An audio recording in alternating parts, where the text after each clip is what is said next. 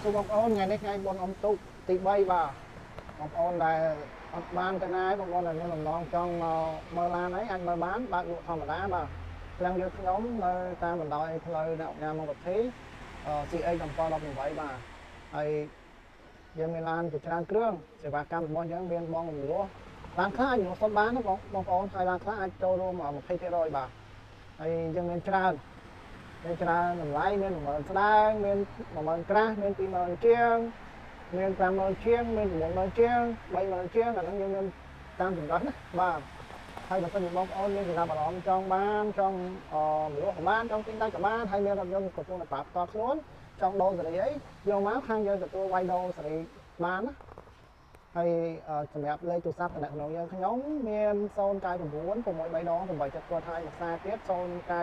632ដង870បាទលេខអំពីខ្សែនេះគឺមាន Telegram នឹងពីរបាទអរគុណច្រើនបងប្អូនសម្រាប់ការតាមដានវីដេអូបើសិនជាមានកំហុសខុសឆ្គងអីអធិស្ឋានផងបាទអរគុណច្រើន